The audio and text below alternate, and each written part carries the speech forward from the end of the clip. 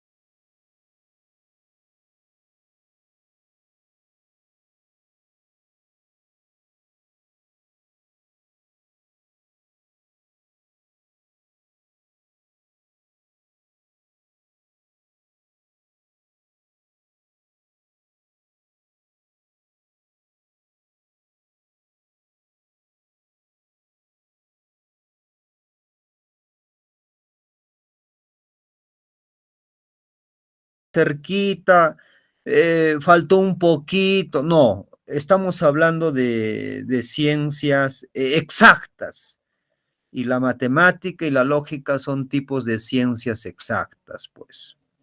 Y por ahí se habló del silogismo categórico de forma típica, ¿sí? Se habló del silogismo categórico de forma típica. Y el silogismo, el silogismo categórico de forma típica, recordemos de que es el producto más grande que ha podido elaborar, que ha podido crear el gran Aristóteles. Aristóteles es el padre de la lógica antigua, el padre de la lógica tradicional. Y esa teoría lógica deductiva del gran Aristóteles sobre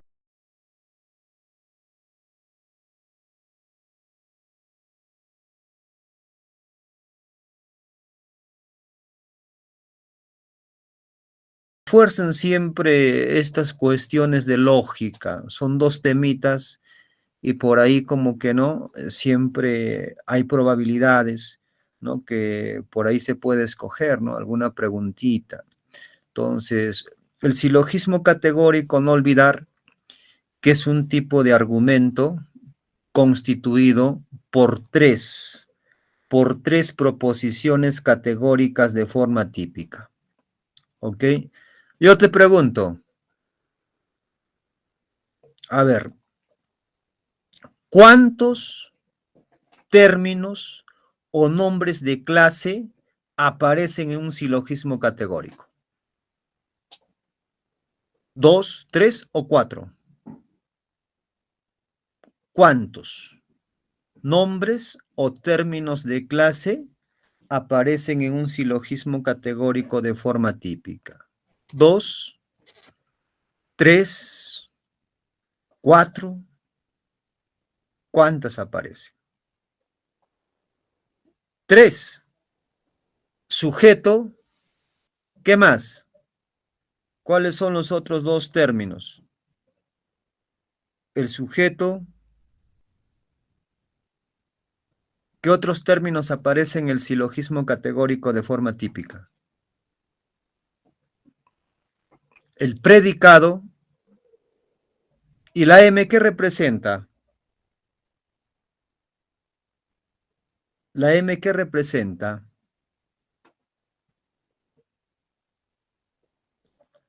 Término medio, ¿no? Entonces, estos son los términos que aparecen en un silogismo categórico de forma típica. El sujeto, el predicado y el término medio. Cada uno aparece 2 veces en el silogismo categórico. 2 veces. Ya te dije y te recomendé, empieza siempre de abajo hacia arriba. Identifica tu sujeto y tu predicado en la conclusión. Ese sujeto vuelve a aparecer, pero en la premisa menor, es decir, en la premisa número 2. El predicado aparece en la conclusión y vuelve a aparecer o tiene que aparecer en la premisa mayor, es decir, en la premisa 1. ¿Ok? Y el término medio, te pregunto, ¿aparece en la conclusión, sí o no? ¿Qué dices? El término medio en un silogismo válido, ¿aparece en la conclusión, sí o no?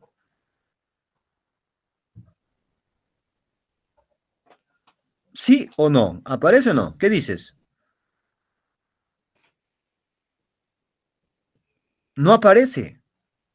El término medio aparece en la primera premisa y en la segunda premisa. Nunca aparece en la conclusión. Pero ¿qué pasa si aparece?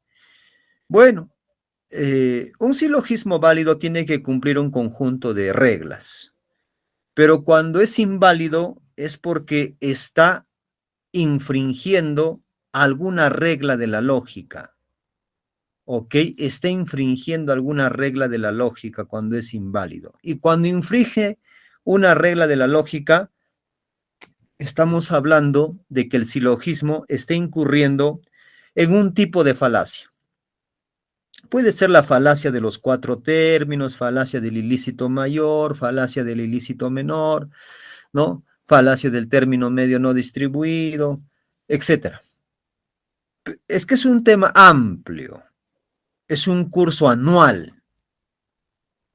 Ahora, recuerda que el modo del silogismo está representado por justamente por el tipo de proposición que se está utilizando.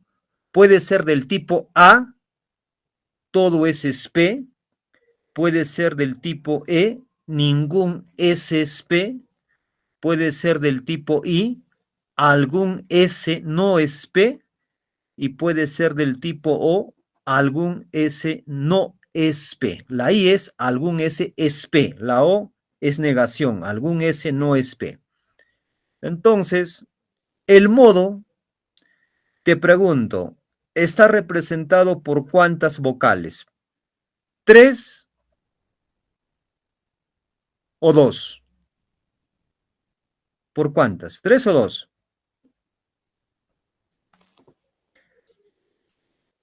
El modo de un silogismo, ¿por cuántas vocales está representado?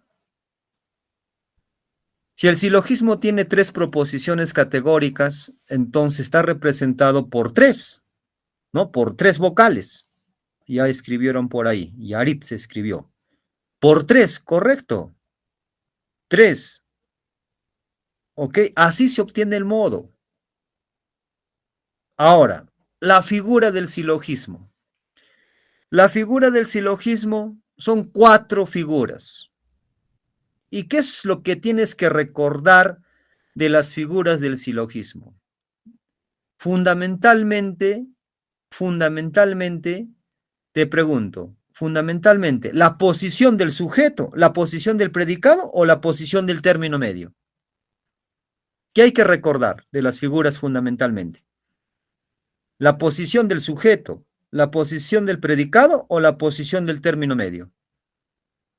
¿Qué dices? ¿Qué hay que recordar fundamentalmente?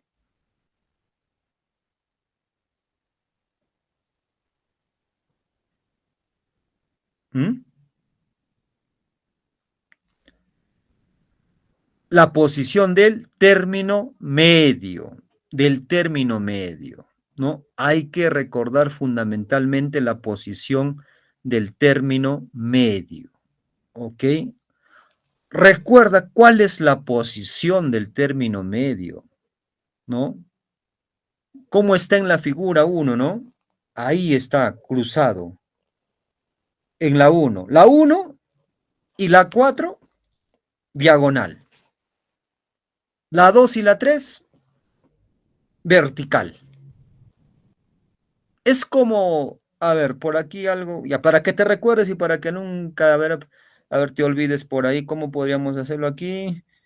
Sería como una, claro, parecido a una W, ¿no? Claro, para que te recuerdes, ¿no? Parecido, ¿no? A una W. Porque lo que está cruzado, sí, o mejor dicho, en la figura uno y en la figura 4 están en diagonal.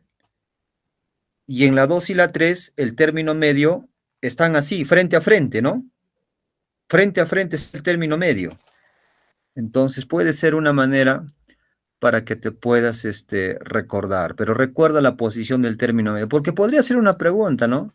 Determine el modo y la figura del siguiente silogismo. Podría ser una pregunta, fácilmente podría ser una pregunta, ¿ok?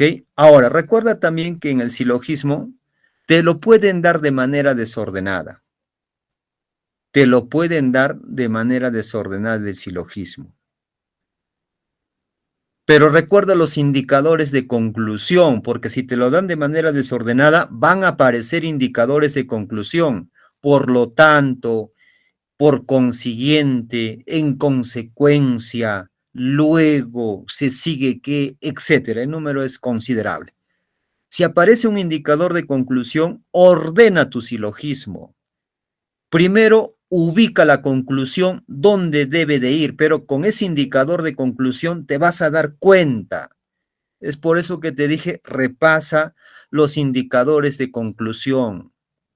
Te lo puede, te lo pueden dar desordenado, pero tú simplemente lo ordenas, porque no es algo complejo ordenar un silogismo categórico, porque solamente trabaja con 3 proposiciones categóricas. Ordénalo de abajo hacia arriba, de abajo hacia arriba. Abajo siempre ubica tu conclusión, siempre. Por lo tanto, luego, en consecuencia, etcétera. En el caso de que fuera desordenado, ordena primero tu silogismo y luego colocas, pues, ¿no? Tiene que haber sujeto y predicado, 2 veces sujeto, 2 veces predicado y 2 veces el término medio. Y luego identificas el modo según el cuantificador. Si es la primera proposición, por decir, todo, A. Segunda, ningún, E. La tercera, por ahí puede ser, ¿no? Puede ser, algunos niños son, o algunos adolescentes son deportistas. Estoy hablando de la I, ¿no? Entonces, A, E, I. Mira solamente el cuantificador. La A y la E son universales. La I y la O son particulares. La A y la I afirman. Todo es P, la I algún es P. ¿No? La A y la I afirman. Y la E y la O niegan. Entonces, esos detalles al menos, ¿sí? Puede haber bastante información, pero al menos esos detalles que ahorita te estoy indicando, recuérdalos, ¿sí? Recuérdalos, ordena tu silogismo y todo. Por ahí hay un cuadro de modos del silogismo válido, ¿no? Por ahí, ¿no? Es mnemotecnia, ¿no? Más que todo para recordar. Figura 1, Bárbara, Celarén, Darí, Ferio. Bárbara, Bárbara. Modo A, A, A. Bárbara. Celarén, E, A, E. Son modos válidos en la primera figura.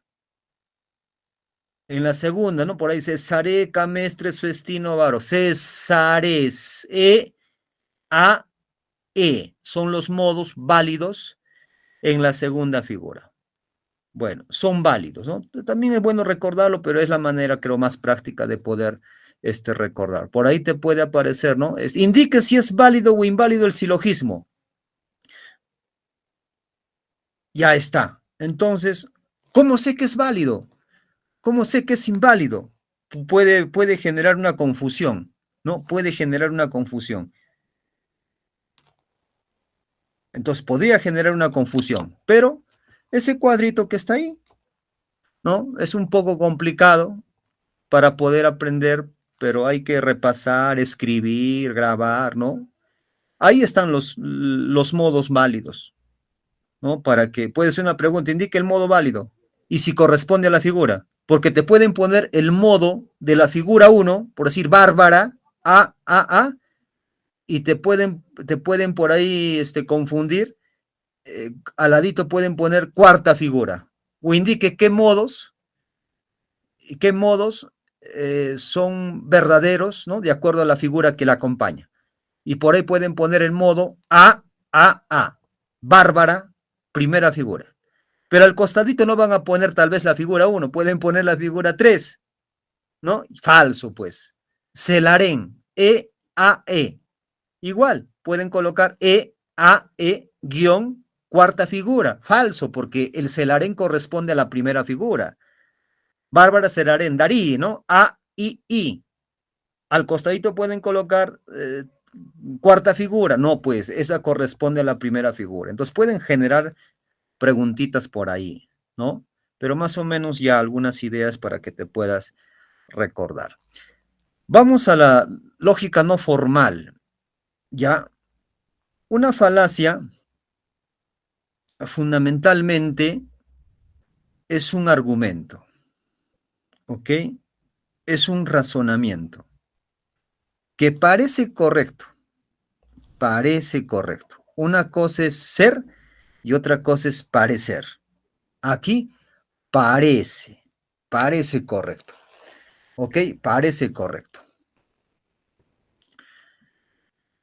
Pero que mediante una revisión minuciosa se prueba que no lo es.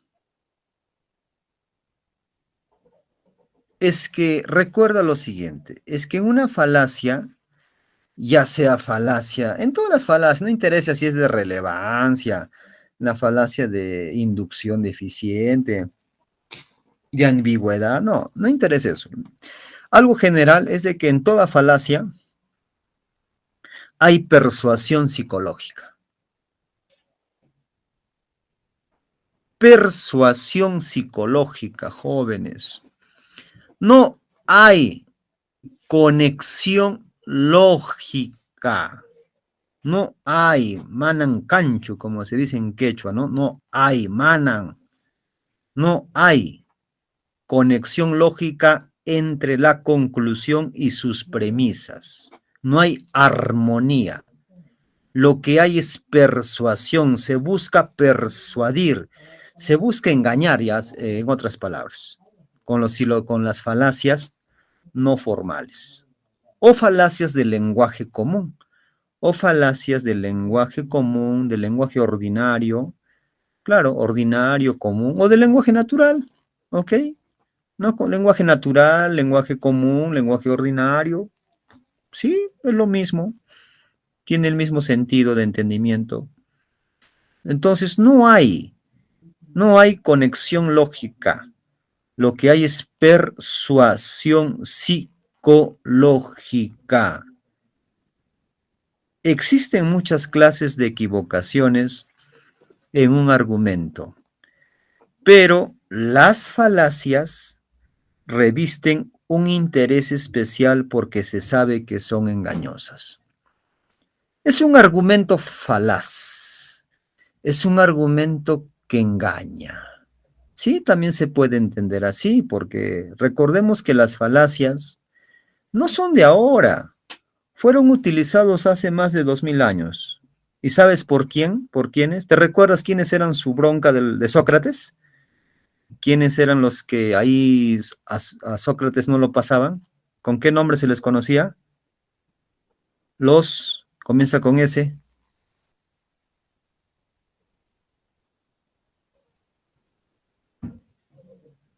¿Te recuerdas quiénes eran?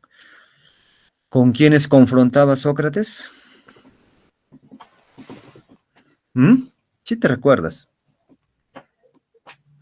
Sócrates, los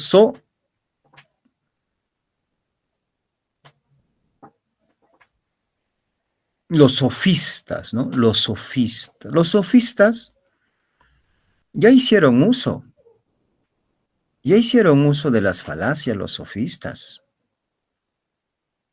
Claro, porque recordemos que los sofistas eran maestros viajeros que cobraban cara sus enseñanzas y habían desarrollado las capacidades de convencer y agradar.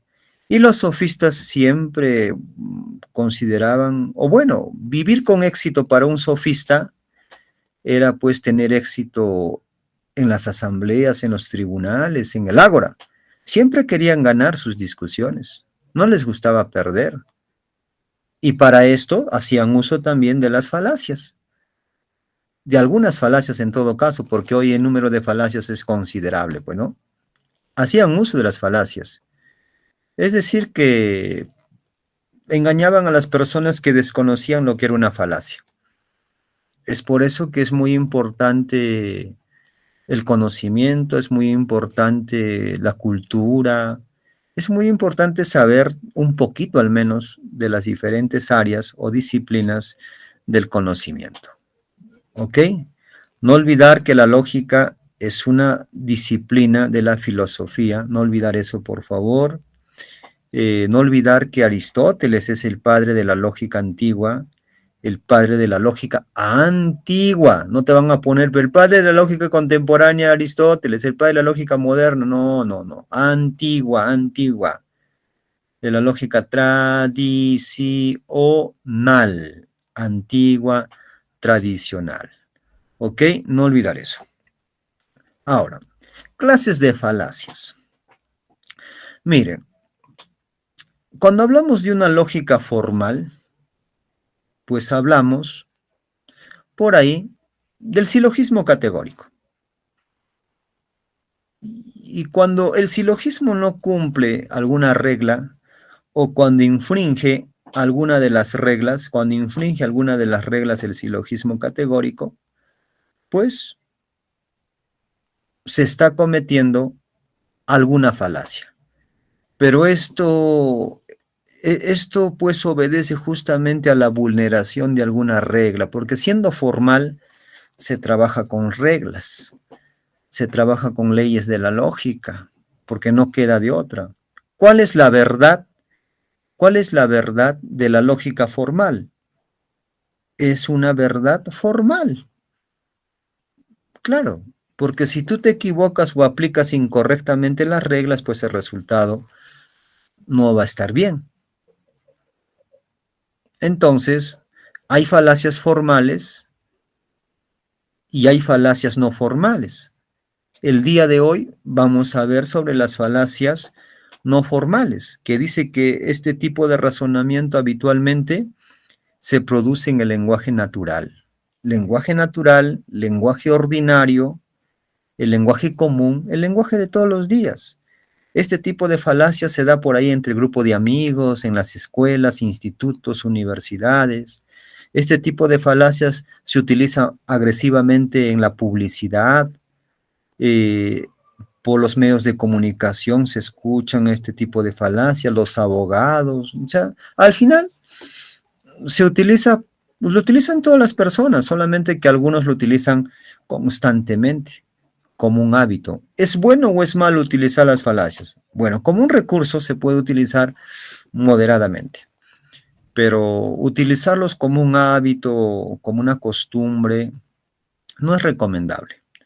Pero sí es muy importante conocerlas para que por ahí nadie te engañe, ¿no? Claro, para por ahí, para que nadie te engañe, para que nadie te sorprenda, como se dice.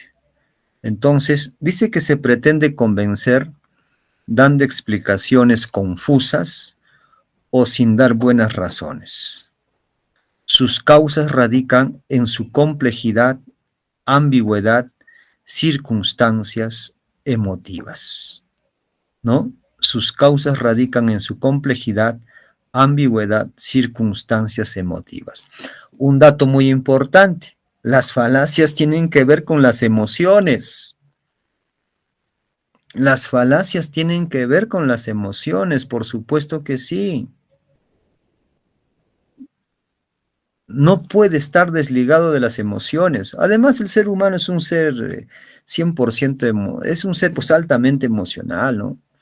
Claro, imagínate, cuando estamos con buena actitud, cuando estamos este, contentos, todo nos va bien, también, ¿no? Tenemos una actitud distinta, hacemos las cosas con voluntad, estamos felices, pero por ahí cuando no nos salen bien las cosas, hay problemas, esa autoestima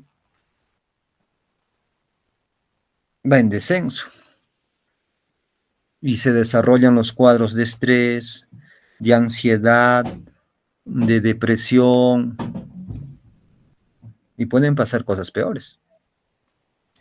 Muy bien, entonces no olvidar, jóvenes, que hay falacias formales y no formales. Las formales se producen en el lenguaje artificial, ¿ok? Se producen en el lenguaje artificial. Las formales. Las no formales se dan en el lenguaje común natural. Formales. Se comete cuando no se respeta las reglas de la lógica, cuando se vulnera, cuando se transgrede alguna regla de la lógica. Por eso es formal. Y no formales se comete cuando se pretende convencer dando explicaciones confusas o sin dar buenas razones.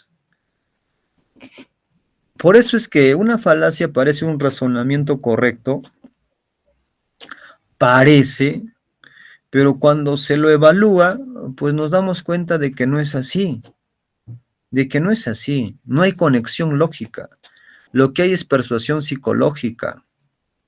Y cuando se desconoce qué es una falacia, los tipos de falacias, entonces uno puede estar aceptando una conclusión, tomándolo como válida simplemente por desconocimiento, simplemente porque te engañaron.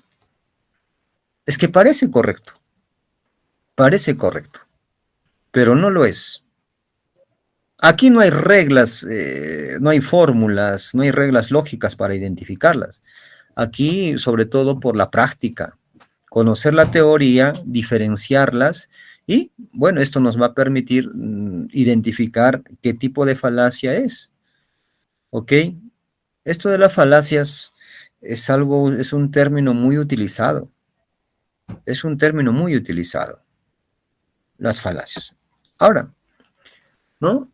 ¿Cuándo se comete una falacia?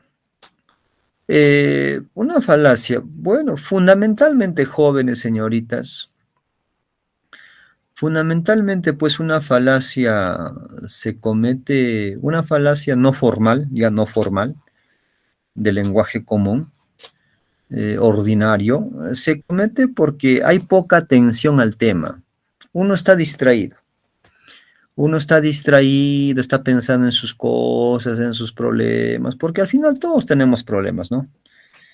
Y por ahí, cuando son muy graves, como que nuestra mente, el inconsciente, pues está ahí, ¿no? Bien detenido. Entonces, hay poca atención al tema. Pero también se comete una falacia cuando, mm, cuando hay un uso ambiguo del lenguaje. Hay palabras polisémicas. hay expresiones compuestas ambiguas. Lo ambiguo es aquello que tiene más de un significado, lo ambiguo es aquello que puede, como se dice, tener, ¿no? Una doble interpretación. Entonces, fundamentalmente eso. Hay poca atención al tema, estamos distraídos o porque hay un uso ambiguo del lenguaje. Hay personas muy expertas en utilizar las falacias. Por eso les dije, es muy agresivo a veces en la publicidad, por los políticos, los demagogos. ¿Ok? Sobre todo creo que por ese lado es más agresivo el uso en algunas falacias. En algunas falacias. En algunas falacias. ¿Ok? Por aquí tenemos las falacias de relevancia. Dice que son las más extensas y las más comunes. Son aquellas en las que las premisas no son relevantes para la conclusión extraída, aunque parecen ser relevantes y por ello engañan.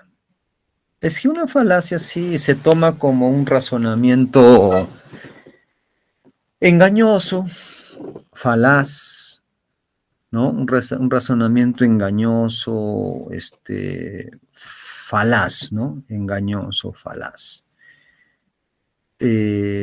Como con el lenguaje, ¿no? Como con el lenguaje se puede resaltar la verdad, la coherencia de los pensamientos, de los argumentos, pero también como con el poder del lenguaje se puede engañar, se puede convencer, se puede entusiasmar, se puede hacer emocionar a tanta gente, ¿no?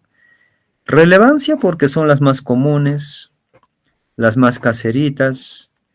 No olvidar que la conclusión no se deriva lógicamente de las premisas, no hay conexión lógica, lo que existe es persuasión psicológica.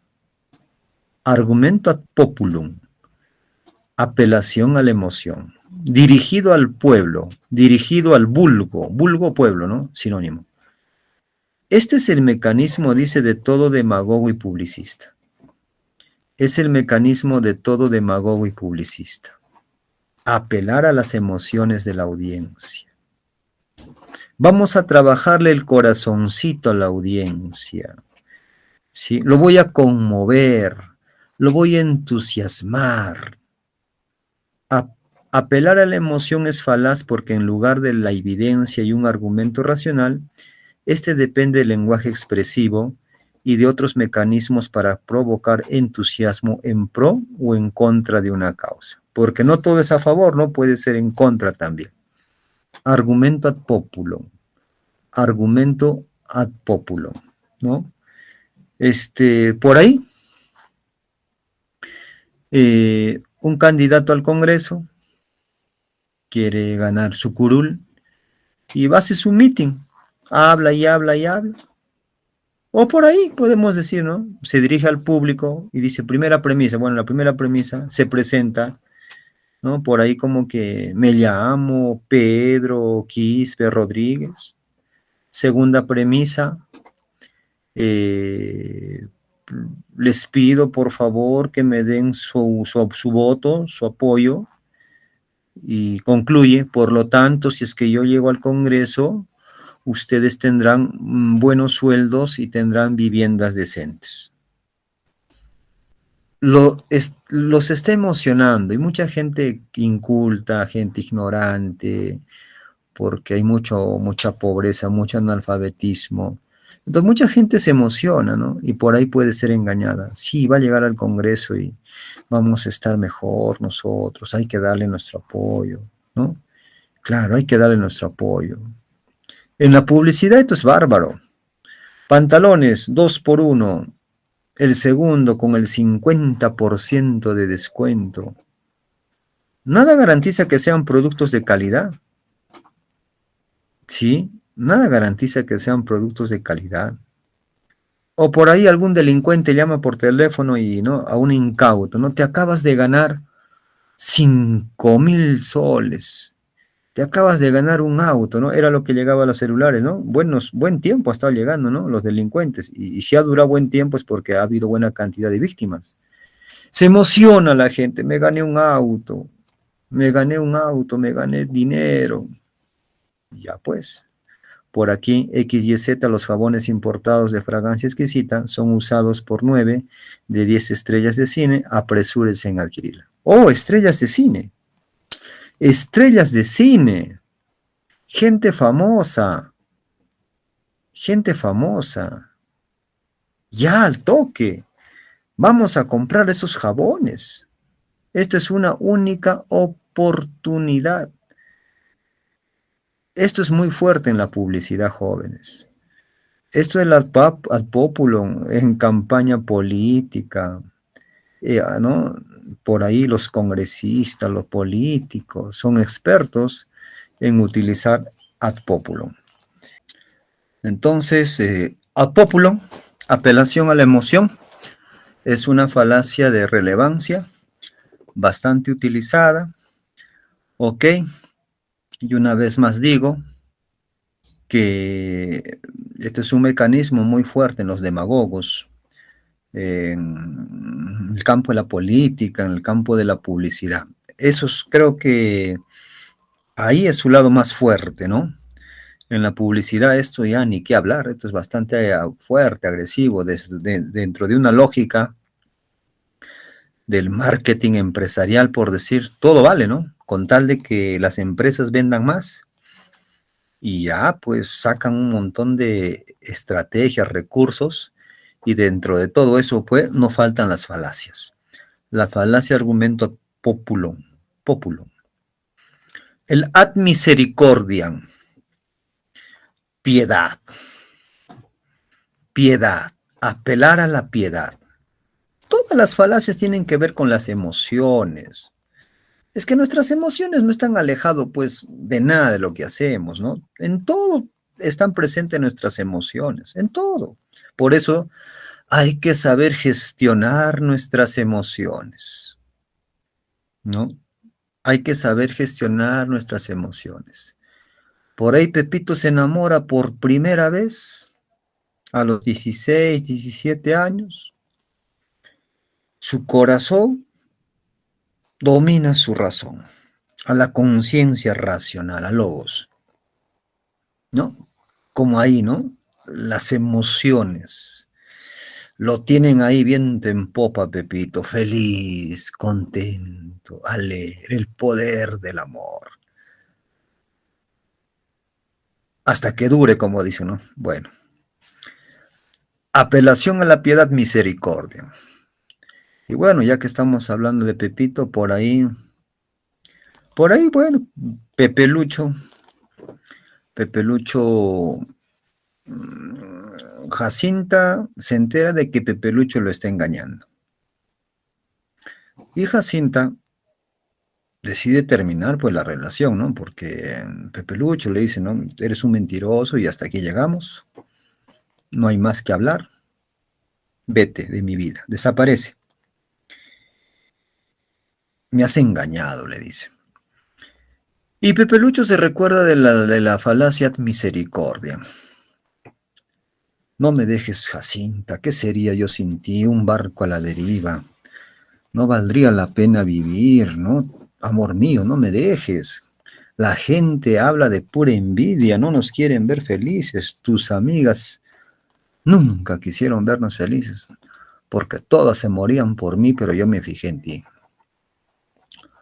Y por ahí puede ser que consiga alguna, tal vez, como probabilidad, alguna oportunidad, ¿no?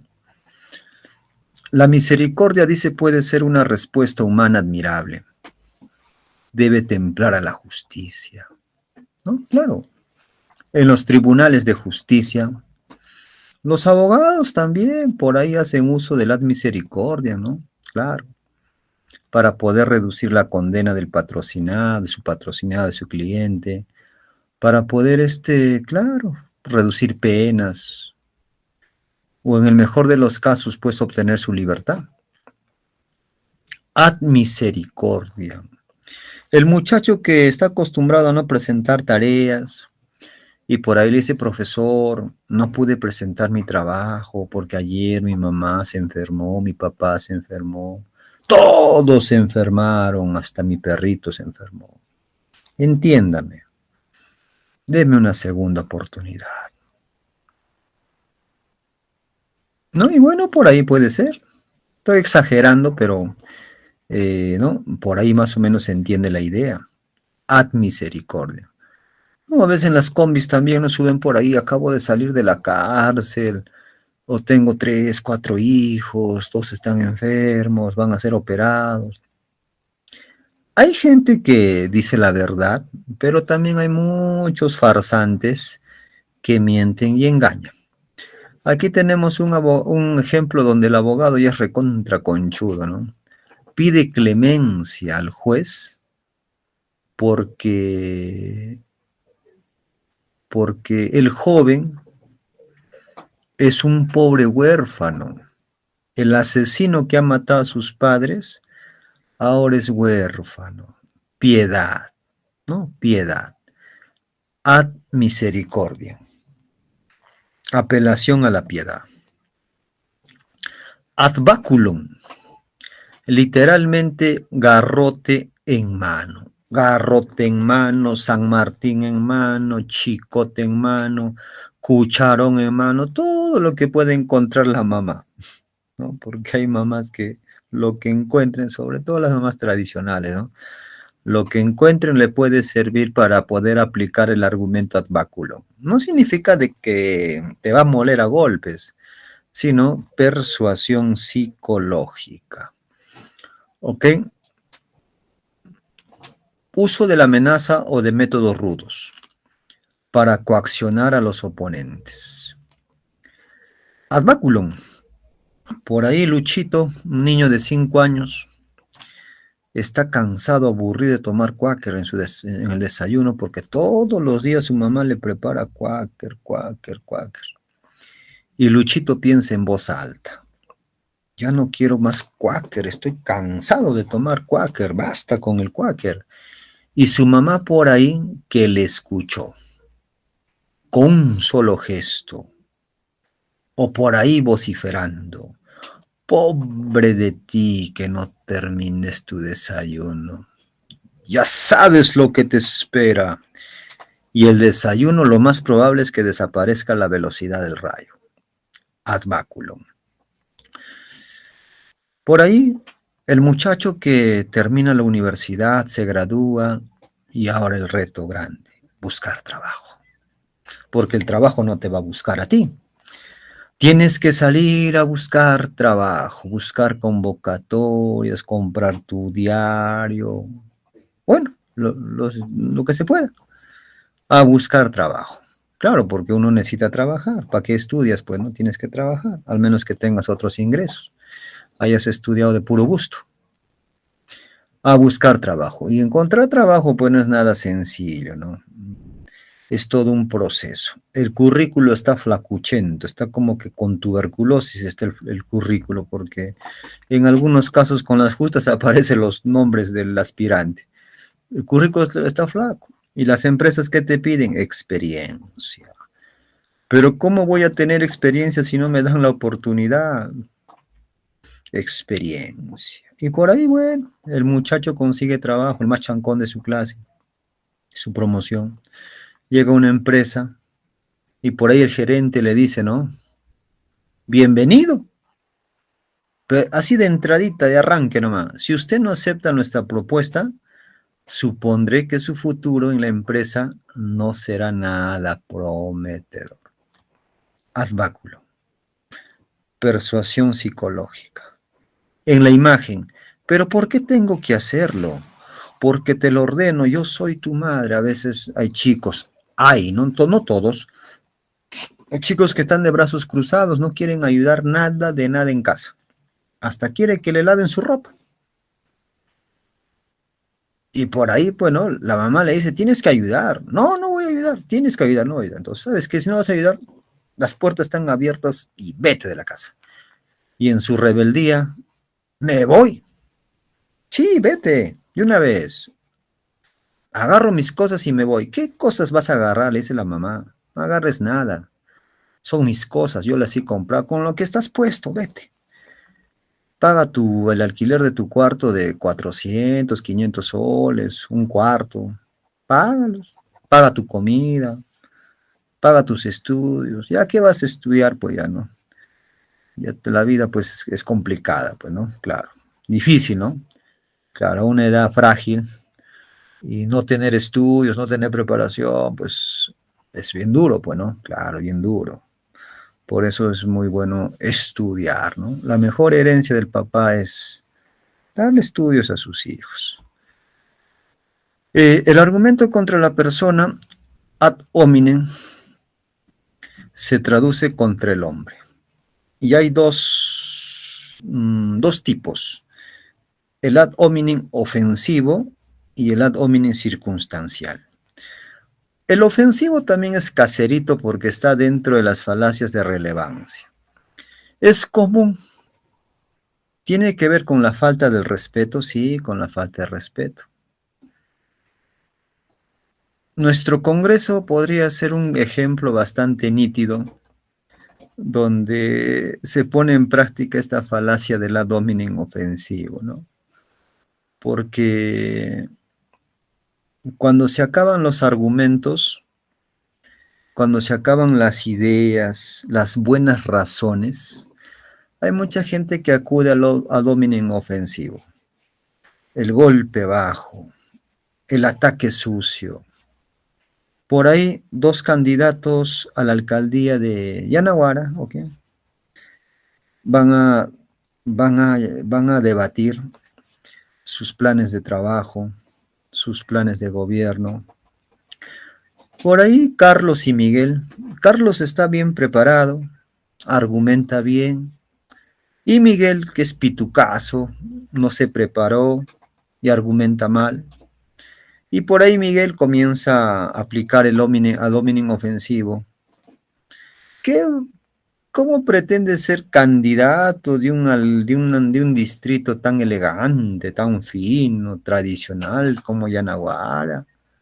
Si él viene de una zona altoandina, mírenlo, ni siquiera se viste bien, no usa ropa de marca. El hábito no hace al monje, ¿no? Esto es lo importante en la vida académica. Porque unos bonitos zapatos, un bonito pantalón, no habla, no piensa, no razona, ¿sí? Y esto es lo que se da, pues, ¿no? Esto es muy importante, porque muchas personas acuden al ad hominem ofensivo cuando se acaban los argumentos. ¿No? Por ahí alguien dirá, la filosofía de Platón no sirve para nada, porque Platón fue un filósofo regordete, un filósofo calvo, pelado, y además vivía como burgués. No sirve para nada. Ad hominem ofensivo. No tiene que ver nada eso con la producción intelectual de Platón. La filosofía de Platón es importante. O por ahí el muchachito de 15 años que va a dar un discurso sobre seguridad ciudadana. Y no falta alguien por ahí que diga, ¿qué sabe de seguridad ciudadana ese muchachito? Con las justas tiene 15 años. Pero eso está mal, porque puede ser de que el muchacho a los 15 años pues se haya preparado muy bien, sea muy responsable, porque hay estudiantes que con tan corta edad demuestran mucha madurez mental. El ad hominem circunstancial, como su nombre lo dice, son las circunstancias que hacen que una persona razone cuando se ve atacada, por ejemplo, y razona, argumenta para defenderse y para que las demás personas consideren que su argumento es el adecuado. El ejemplo clásico de la réplica del cazador. El cazador, ¿no? Por deporte, caza animales, eh, los mata, los desangra, y por ahí la gente que lo observa se acerca y le dice, ¿Y usted por qué hace esas cosas? ¿Por qué se divierte cazando, matando? No haga eso. Eso es inhumano. Y el cazador, al verse atacado, justamente son las circunstancias que van a hacer de que se defienda. Y su defensa va a ser diciendo lo siguiente: ¿y ustedes qué tanto me atacan?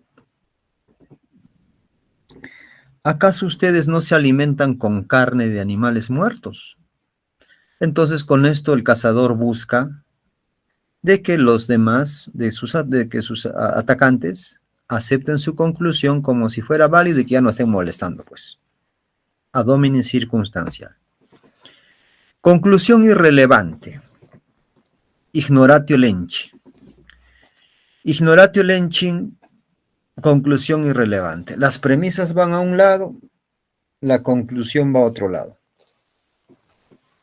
El razonamiento en este tipo ¿no? de falacia literalmente significa prueba errada o refutación errada. Y este ejemplo es bueno, pero hay otro más claro todavía. Dice: la gran mayoría de familias afirman que la ciudad debe ser embellecida, ¿correcto? Los jardines deben ser mejorados, bueno. Los parques deben ser reestructurados, ¿qué mejor? Las calles deben ser pavimentadas, excelente. Por estas razones, por lo tanto, el proyecto arquitectónico presentado por Sofía debe ser aceptado y ejecutado urgentemente. Esa conclusión no guarda lógica con lo que la antecede, porque no por el hecho de que las familias opinen que tener jardines, tener calles, tener parques en buen estado es algo bueno, no por eso va a justificar de que el proyecto presentado por una persona X no solamente sea aceptado, sino que sea ejecutado urgentemente. Es como que no, Sofía dice: aquí está la solución, ya, ejecútenlo al toque. ¿Qué garantiza? De que ese proyecto realmente vaya a solucionar estos problemas. Y además sería algo demagogo, ¿no? También, ¿no? Este ejemplo está aún más claro. Ignoratio lenchi. Conclusión irrelevante. En un juicio, al tratar de probar que el acusado es el culpable del asesinato, el fiscal acusador puede argumentar extensamente para demostrar que el asesinato es un horrible delito y lograr efectivamente probar esa conclusión. El fiscal es el representante del Ministerio Público, ¿no? Y el fiscal tiene que ofrecer pruebas al juez de que el acusado es culpable del asesinato. Pero el fiscal no hace eso. Lo que hace el fiscal es persuadir. Quiere persuadir al juez. El fiscal no demuestra pruebas, sino lo que hace es hablar del asesinato. El asesinato es un horrible delito. El asesinato es esto, el asesinato es lo otro. Pero nunca demuestra pruebas, evidencias, para demostrar que el acusado es el culpable del asesinato. El fiscal quiere sorprender al juez. Y si el juez está distraído, puede ser, ¿no?, de que caiga redondito. El argumento de la ignorancia. Es falaz argumentar que una proposición es verdadera simplemente porque no se ha probado que es falsa. Es igualmente falaz argumentar que una proposición es falsa simplemente porque no se ha probado que es verdadero, ¿no? Al revés. A ver, se me ocurre lo siguiente. Solamente aquello que se puede tocar, aquello que se puede medir, es parte del conocimiento. Por lo tanto, aquello que no se puede tocar, aquello que no se puede medir, aquello que no se puede ver, no es parte del conocimiento. Este sería un ejemplo de argumento de la ignorancia, porque sabemos que también lo que no se puede tocar, lo que no se puede medir, es parte del conocimiento. Los números, por ejemplo, los valores, el tema de Dios es parte del conocimiento. Hablar de Dios es parte del conocimiento. Le interesa la teología, le interesa a la filosofía también. ¿Ok? Entonces, o por ahí que se diga, ¿no? Los malos espíritus no existen, porque nadie ha demostrado lo contrario, o nadie ha podido demostrar científicamente la existencia del alma. Por lo tanto, el alma no existe, o sea, ni siquiera se da derecho a la probabilidad, a la duda. No existe tangentemente, no existe y se acabó. Ad vericundiam, apelación inapropiada a la autoridad. Ad vericundiam, su mismo nombre lo dice. Juancito necesita reforzar en química. Se cometería la falacia ad vericundiam si por ahí vamos a decir que Juan apele inapropiadamente a buscar a un profesor de historia o de lenguaje. Él necesita reforzar en química, en la imagen. Como Nobel de literatura, recomiendo el vino tinto para combatir la caspa. No es la persona indicada. Hay un experto para hacerlo. Puede ser un químico puro, un ingeniero químico, ¿no? Ad vericundiam. A veces miramos en la televisión algunos artistas, futbolistas, que promocionan, por decir, equipos tecnológicos, pero no son los expertos para hablar, por ejemplo, de las características, de las propiedades, de lo bueno o lo malo, que son esos productos tecnológicos, un celular, una tablet, una laptop, etcétera, ¿no? Por ahí que al Cuto Guadalupe, exjugador de Universidad de Deportes, algún empresario, aprovechando de su popularidad, le diga, ¿sabes qué, Cuto? Vas a dar una charla sobre la clonación, sobre calentamiento global. Y la gente te va a hacer caso, porque tú eres famoso, pues. Ad vericundiam. No son expertos en el tema. Ad vericundiam. Causa falsa. Existen dos tipos. No causa pro causa y el post hoc ergo propter hoc. ¿Qué significa no causa pro causa? Es una confusión. No causa entre lo que no es causa, no causa, con aquello que sí lo es, pro causa, pro a favor. Se toma como condición necesaria como si fuera suficiente de un acontecimiento algo que no lo es. Oiga, señor, anoche usted en estado etílico atropelló a su vecino. Sí, pero él tiene la culpa por cruzar la pista. ¿Para qué cruza la pista? Es como si le dijera, no, ¿para qué cruza la pista? ¿Acaso no sabía que estaba borracho? Se busca confundir, ¿no? Se busca confundir.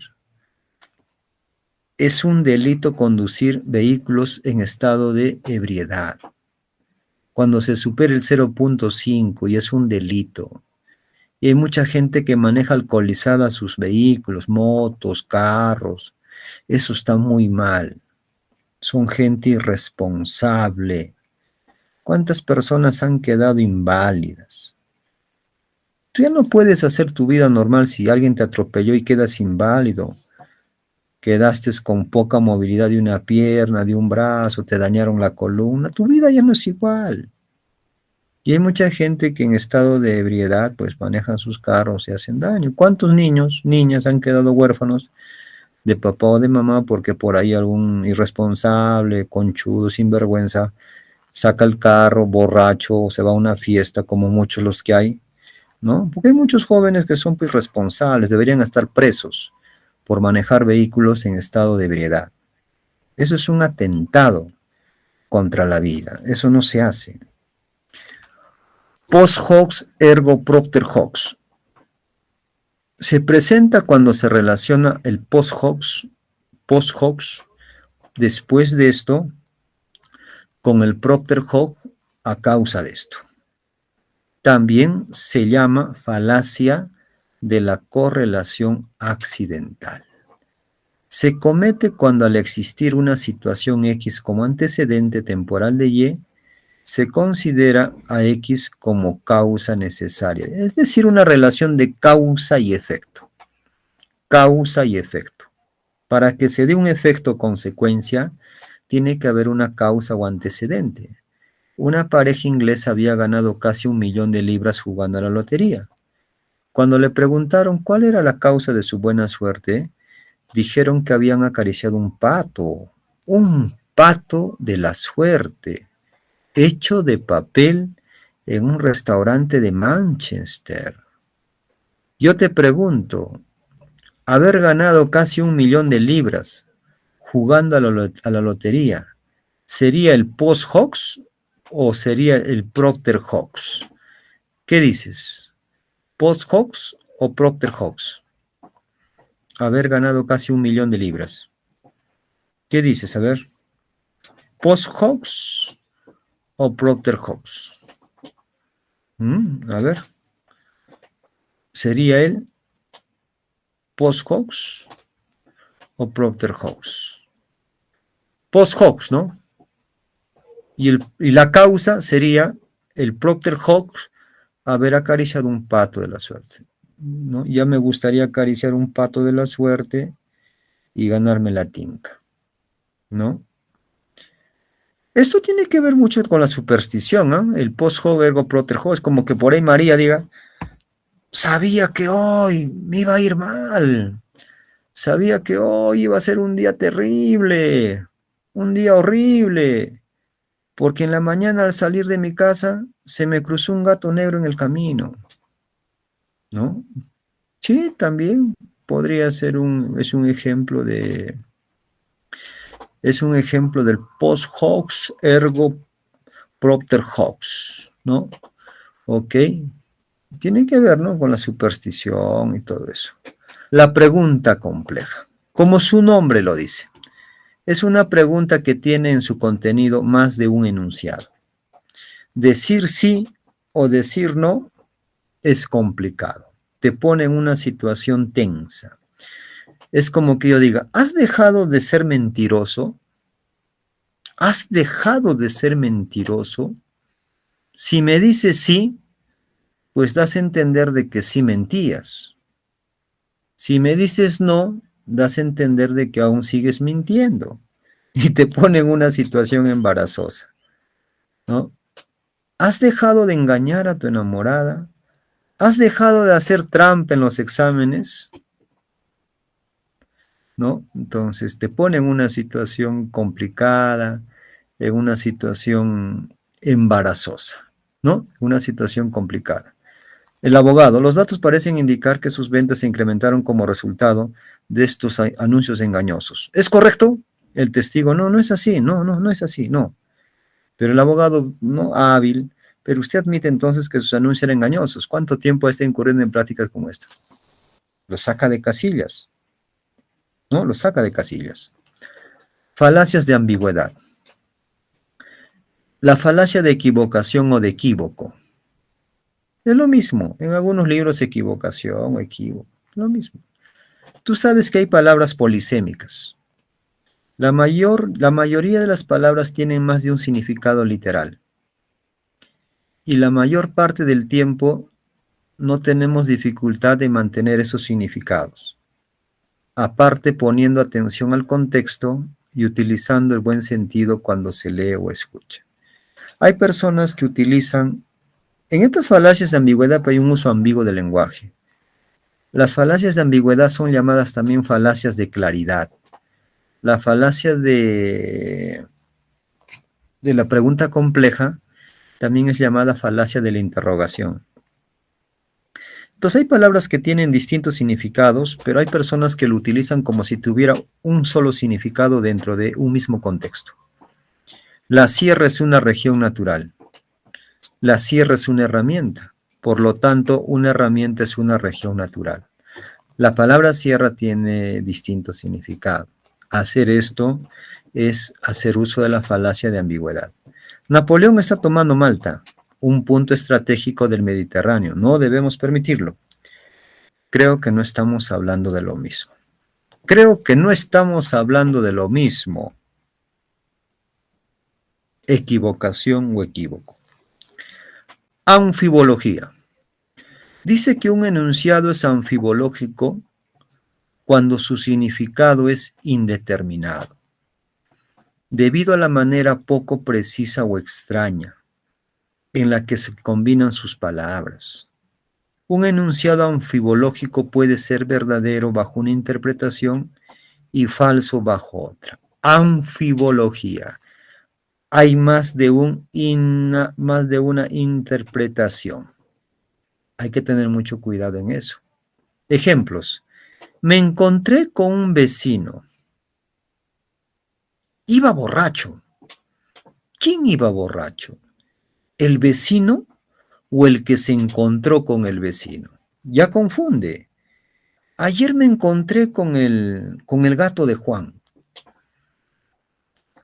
¿A cuál gato se refiere? Tal vez Juan por sus ojos, puede ser que le llamen el gato, o se encontraron con la mascota de Juan. Desheredé a mi hijo, porque puso en la lápida de mi difunta esposa, después de 30 años al lado de su esposo, pasó a mejor vida.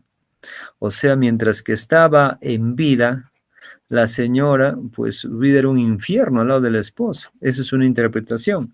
Y la otra interpretación es que ahora ya está muerta, pues pasó a mejor vida, se fue al cielo, etcétera, ¿no? Ok, entonces hay que tener cuidado. Aquí tenemos un ejemplo. Anfibológico. A ver, un voluntario, a ver, ¿a quién le gusta la lectura? A ver, vamos. Un voluntario, al toque. Vamos, a ver. ¿Quién dijo yo? A ver, vamos, lectura, solo lectura. Nada más. ¿A quién le gusta leer? Acá hay 53 estudiantes. ¿A quién le gusta leer? A ver, vamos. Lectura. Alejandra, adelante Alejandra, por favor. Alejandra y también Franco, sí, por ahí lee, ¿ya? Alejandra, empieza, yo te digo hasta dónde y luego continúa su compañero. Creo llega a leer algo de Franco, ¿ya? Adelante, por favor. Creso, rey de Lidia, planeaba una guerra contra el reino de Persia. Como era un hombre prudente, no quería arriesgarse a emprender una guerra sin tener la seguridad de ganarla. Al, consul- Al consultarla al oráculo de Delfos sobre la cuestión, recibió la siguiente respuesta. Si Creso emprende la guerra contra Persia, destruirá un reino poderoso. Hasta ahí nomás, Encantado con los Alejandra. Gracias, Alejandra. Vamos a culminar con Franco. Adelante. Ya, encantado con esta predicción de la que infirió que destruiría el poderoso reino de Persia. Creso inició la guerra y fue rápidamente derrotado por Sirio, rey de los persas. Como éste le perdonó la vida, Creso después escribió al oráculo una carta en la que se quejaba amargamente. Los sacerdotes de Delfos respondieron que el oráculo había hecho una predicción correcta. Al desengancharse la guerra, Creso destruyó un poderoso reino, el suyo propio. ¿Dónde está la parte anfibológica? Está clarito, ¿no? Creso, precavido. Antes de declarar la guerra, ¿no? Va a ser una consulta al oráculo de Delfos. Quiere estar seguro. Y la respuesta del oráculo, ¿no? Cuarto renglón. Si Creso emprende la guerra contra Persia, destruirá un reino poderoso. Pensó que iba a derrotar a Ciro, ¿no? Pensó, pero hubo una interpretación, ¿no? Que incorrecta podemos decir, y que no salió victorioso, pues, ¿no? No salió victorioso. Y se fue a quejar. Y, y el oráculo dijo, ¿no? Que no, la predicción fue correcta. Al desencadenar la guerra, Creso destruyó un poderoso reino, el suyo propio. Entonces, ese es el punto de estas falacias de anfibología. Tienen pues más de una interpretación. Y la interpretación de Creso, pues no está del todo mal, que digamos, sino que él lo interpretó de esa manera. Es que la respuesta dice que daba el oráculo, mayormente eran así medias confusas, ¿no? Medias confusas, no eran tan claras como se dice. Acento o énfasis. Dice, un argumento puede resultar defectuoso o inválido cuando el cambio del significado dentro de él surge de cambios en el énfasis dado a sus palabras o sus partes. Su mismo nombre lo dice. Énfasis. Pedrito es amante del fútbol. Todas las mañanas va a comprar su diario deportivo, Libero, Depor, Bocón. Y encuentra con letra grande, grande, Rey Pelé Ladrón. ¿Qué pasó? ¿Qué pasó? Compre el diario y, y encuentra pues el número de la página en la noticia y dice lo siguiente: el famoso futbolista Rey Pelé filmará al típico ladrón brasileño. Va a ser una película, va a ser una película, pero de esto se valen muchos medios de comunicación.